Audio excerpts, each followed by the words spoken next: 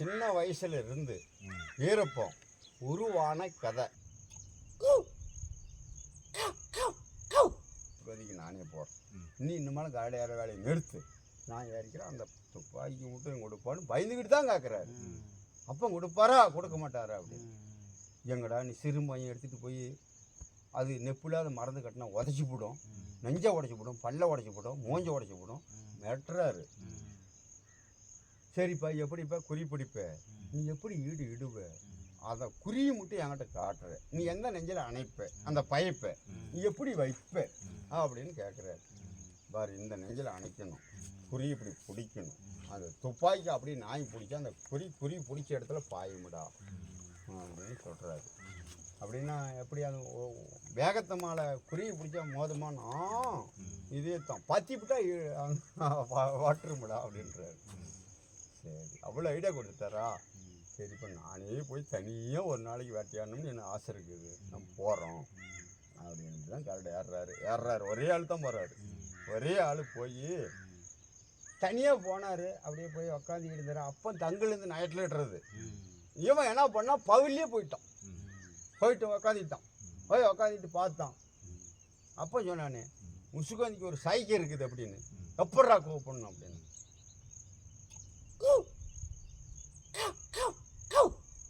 அப்படின்னு ஒரு 3 சவுண்ட் அடிக்கிறது. 3 சவுண்ட் அடிச்சுன்னா முசுகாந்தி எங்கே இருக்குதா அந்த இடத்துல இருக்கிற இடத்துல அது காட்டும். நீ ஒன்றும் பண்ண வேண்டாம், நீ எங்கேயோ உக்காந்துக்க, இந்த அறுபத்தை மட்டும் பண்ணுற, அது ஜாதிக்கிற இடத்த அது காட்டுமுடா, அங்கே கத்துங்க, இந்த இடத்துல முசுகாந்திக்குதுன்னு கண்டுக்காடா மகனே, இந்த இடம் உனக்கு வேணும் அப்படின்னு சொல்கிறாரு. அந்த முசுகாந்திக்கிற இடத்த எப்படிப்பா போய் கண்டுபிடிக்கணும்னு கேட்குறான் இல்லையா, அதனால அவர் சைகை காட்டுறாரு.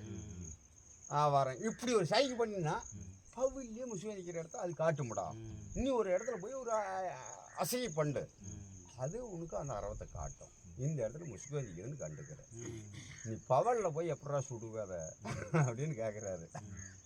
அவன் பவுல்லையே சுடுறான். இவன் நைட்டில் சுட்டாள், அவன் பவுல்லையே சுடுறான். இருப்போம் இவ்வளோ தானப்பா ஐடியா, இந்த ஐடியாவை நான் செய்கிறேன் பார்க்குறோன் அப்படின்னு அப்போ கையில் துப்பாக்கி வாங்கிட்டு நான் கட்டுக்கு புறப்பட்டுறோம். இன்னைக்கு தான் உன் ஐடியாவெலாம் கற்றுக்கிட்ட அப்பா ஐடியாவை, நான் கட்டுக்கு போகிறேன்பா அப்படின்னு. சரி, 4 மாடு மேய்க்கணும். அது அப்பா தான் மேய்க்கிறார், நான் தானே மேய்க்கணும், நீ போயிட்டியே அவனு. சின்ன பையன் கோமணத்தாடு நினைக்கிறானா, கோமணத்தாடியே. சரிப்பா, நீயே கரடேறி ஒரு நாளைக்கு சோறு இருக்குதா இல்லையா, இந்த விட்டு மக்கிய நாள் வந்துக்கிட்டு இருக்கிற பாவம், நான் ஒரு நாளைக்கு போயிட்டு வரேன்பா, இந்த காடு ஏறது என்னது என்ன, நான் ஏறுவோம், நான் ஒரு 12-15 வயசு ஆகிடுச்சு, நான் ரொம்பாட்டம் தானே இருப்பேன், எலும்புத்தான் போகிறம்பான்னு கேட்கன்னு சொல்லக்கூடாது, அது கேட்டுட்டு தான் வாங்கிட்டு போகிறது. சரிடா, இந்த மாதிரி எச்சரிக்கைலாம் உனக்கு வேணும் மகனே, நைட்டில் மிருக சாதி நிறையா இருக்கும், எப்படி போய் தங்குவே, நீ எப்படி இருந்து நைட்டில் என்னாட்ட இருந்து நீ ஈடுட்டு வருவோன்னு கேட்குறாரு. இதுக்கு எப்படிப்பா கருத்துன்னு கேட்குறான். மகனே, நாம் இருக்கிற இடத்துல என்ன அறவாகுதான்னு இந்த சுத்தளவு உனக்கு கண்ட்ரோல் இருக்கணும். ஒரு சரக்கனா கூட எச்சரிக்கை இருக்கணும்டா, அது மேலே தான் உன் துப்பாக்கி இருக்கணும். எப்படி சொல்கிறாரு, அது மேலே தான் துப்பாக்கி, எங்கே அறவாகுதோ அது மேலே துப்பாக்கி இருக்கணும். அது இப்படி அறிவு உள்ளவனால இந்த காட்டில் உள்ள தெரிய முடியும், மற்றெல்லாம் தெரியக்கூடாது. மிருக ஜாதி எல்லா ஜாதியும் வரும், மனசின் ஜாதியெல்லாம் இல்லை.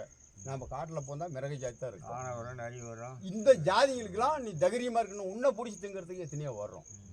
ஒரு ஜாதி இருக்குது, இனி எல்லாத்துக்கும் இதுக்கு தாங்குறதுக்கு உனக்கு சத்து இருக்குதாடானோ, நான் பார்த்துக்குவோம்பா அப்படின்னு ஒரு தைரியம் சொல்கிறாரு. அப்படின்னா இந்த துப்பாக்கி தரோம், நீ எடுத்துகிட்டு போய் நீ வேட்டையாடிட்டு வரணும் அப்படின்றாரு. சரி இப்போன்னு கொடுத்தது உடனே பகலில் தான் இடுறான், போய் நைட்லேயே இடுறதில்ல.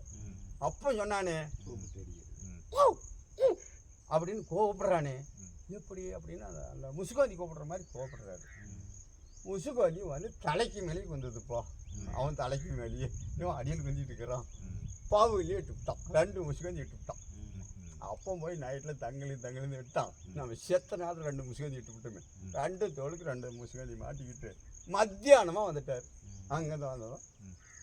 என்ன சாயங்காலமே சோத்தை கட்டி ஒரு தோல் தான் மாட்டணும், அப்போல்லாம் முடிஞ்சிக்கிட்டு போகிறது தான் சாப்பாடு. ஆமாம், துணியில் தான் முடிஞ்சிட்டு போகணும். ஆமாம், முடிஞ்சு தோலில் மாட்டிட்டு போன சாப்பாட்டு அடியே வரான், சாப்பிடவே இல்லை. 2 முசுகாந்தி கொண்டாட்டாலும் அங்கேருந்து வந்தாலும் தகவல் கொடுக்குறாரு. அப்படம் வர சொல்லு அப்படின்றாரு. சின்ன பையன், 15 வயசு பையன், அதனால 2 முசுகை தூக்க முடியலையே. ஒன்றே அப்படின்னா அது சின்ன சைஸிங்கல்ல 2 எட்டுப்பட்டோம்பா அப்படின்னு அவர் வந்து அப்படியே பவலில் நானே முசுக்கு வந்து இட்ட முடியல. எப்படா மகனே நீ கற்றுக் கொடுத்தது தாம்மா எனக்கு. நீ சொன்ன கூப்பிட்டா வரமுடா நீங்கள் கூப்பிட்டோமா முசுகஞ்சி தலைமால கொஞ்சம் அப்படியே பட்டுன்னு இட்டு 2 முசுகஞ்சி இட்டு விட்டோம். சரி பரவாயில்லப்பா. நீ நான் நைட்டில் போய் ராவு போலா காவலு காத்தான் முசுகஞ்சி இட்டுறதுக்கு. நீ பவலில் போய் 2 முசுகஞ்சி இட்டு விட்டியே உன்னை பெருமை எனக்கு நம்ம பாராட்டுறோம் அப்படின்னு சொல்லி அங்கே வந்து கஞ்சை கரைச்சிட்டு வந்து கொடுத்துட்டு மகனே என்ன பண்ணுது இதை கொண்டு போய் நான் மாற்றி விட்டு சோத்துக்கு வாங்கணும். முதல் டைமே இது. அவர் தான் முத தொடுக்கிறாரு. வேட்டையவே துப்பாக்கின்னு தொடுத்தது அவருக்கு வேலை. ஆமாம். அப்புறம் வந்து அப்பா காடு வசதி எதுக்கு வீட்டுக்கு வந்தார் அப்படின்னு கேட்க மகனே என்னம்மா துப்பாக்கி எடுத்து கர்நாடக துப்பாக்கியில் உங்கள் மகன் நம்ம முயலை சுடுறானோ அதான் சுடுறான்னு அதுக்கு ரிப்போர்ட்டு வந்திருக்குன்னு காடு நம்ம வீட்டுக்கு வந்து நம்மளை தேடுறாருப்பா அப்படின்னு அவர் சொல்ல. எப்படி இப்போ இதுக்கு என்னப்பா வேலை என்ன அப்படின்னு சொன்னால் நம்ம கண்ணுக்கு மாற பார்த்தாண்டா வாழணும் அப்படின்னு அப்பா சொல்ல. கண்ணுக்கு மாறப்பா வாழணும்னு சொல்கிறாரு அப்பா.